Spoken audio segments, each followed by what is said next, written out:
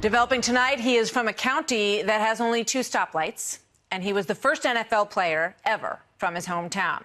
But now ex-NFL and former Michigan State football star Keith Mumphery is in the fight of his life.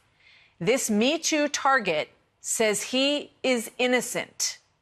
He's just filed a lawsuit against his college. The former Texans wide receiver was cut from the team 2 days after the Detroit Free Press broke this story. He was never charged with any crime. He is here exclusively for the first time on television to tell his side of the story in moments. But first, Trace Gallagher gives us the backstory. Trace. Martha, both sides agree that on March 17, 2015, the woman in this case invited Keith Mumphery back to her Michigan State dorm room. And there are text messages and a picture indicating that at the very least the atmosphere was flirtatious.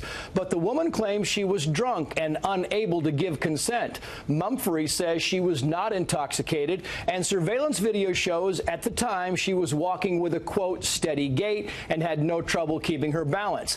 Keith Mumphery claims the woman opposed him using a condom and they did not have sex. The woman claims she was sexually assaulted and filed a claim with campus police the next day. Now remember, Michigan State follows the so-called Dear Colleague guidelines issued during the Obama administration. So instead of using the legal guilt standard of beyond a reasonable doubt, the university threshold is more likely than not. And under the Dear Colleague policy, the accused is not allowed to question the accuser. And yet, despite that, after months of investigating, the university found that Mumphery did not violate the school's sexual misconduct policy. Even the county prosecutor decided not to file charges, citing a lack of evidence and a lack of cooperation by the accuser. But unlike a court of law where a not guilty verdict cannot be retried, Title IX investigations do allow double jeopardy. So the woman appeals Mumphery's acquittal and Michigan State reopens the case. But Keith Mumphery is now playing for the Houston Texans, and the notification by the school is sent to an old email account. So he doesn't know the case is back open and does not offer a defense. And in March of 2017, the university finds him responsible for sexual misconduct. He's then cut by the Texans, cannot get a tryout with any other team, and because he's banned from Michigan State, he can't finish his graduate degree. Mumphery has now filed a lawsuit against Michigan State, alleging the university has left him with no viable job prospects. Among other things, we reached out to MSU for a comment. So far, no response. Martha. Trace, thank you very much. Here now, former Michigan State and ex-NFL player Keith Mumphery and his attorney, Andrew Miltenberg. Keith, thank you for being here tonight. It's good to have you with us. I'm going to ask you the tough question first. Did you sexually assault this woman? No, ma'am. What happened that night? She invited me over to her room. I actually met her through Tinder. She invited me over to her room. She sent me a few pictures. We talked, and she told me she wanted me to come over when her roommates leave. So I came over. Roommates left. It was just me and her there. As soon as I got in there, she started undressing. So she basically made it known, you know, what she wanted to do. Mm-hmm. So fast forward a little bit. We got to a situation, and the situation was about the condom. I told her that I did not have sex without a condom. So that's when she flipped and everything just went south. So I basically, you know, told her like, hey, it's time for me to leave. I don't have time for this. I basically said, I'm an athlete, I'm black, and you're white. And I told her that, and I left. And that was the end of that. So you never had sexual intercourse with this woman? No, ma'am, I never did. And no, is ma'am. it true that you say one of your siblings had a baby at a young age, and that's why that's always your policy in terms of birth control?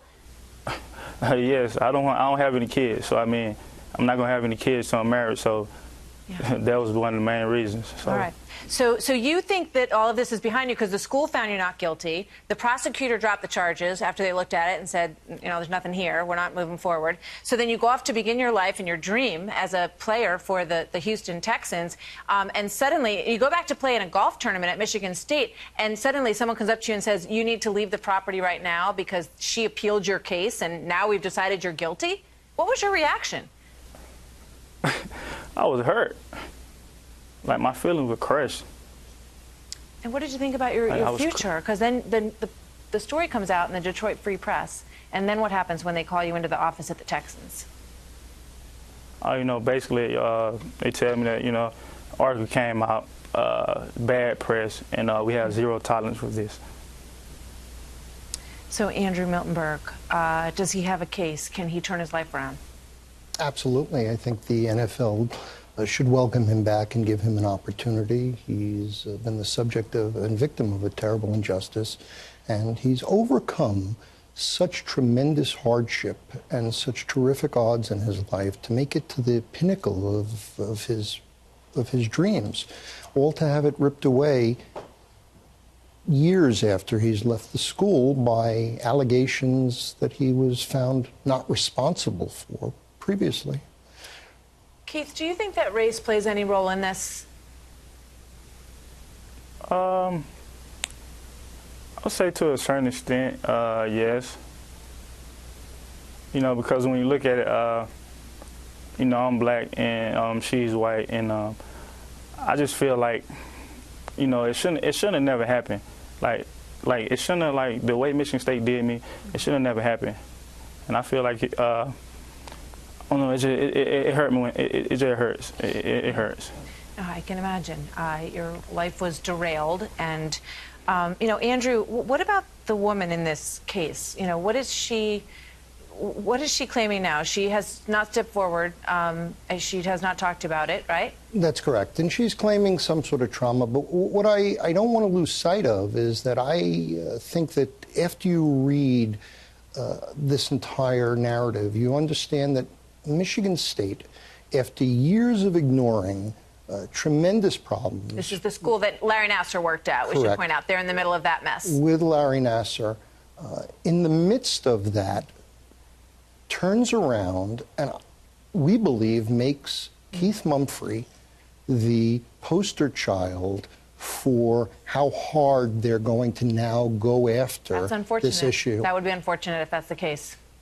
It's incredible.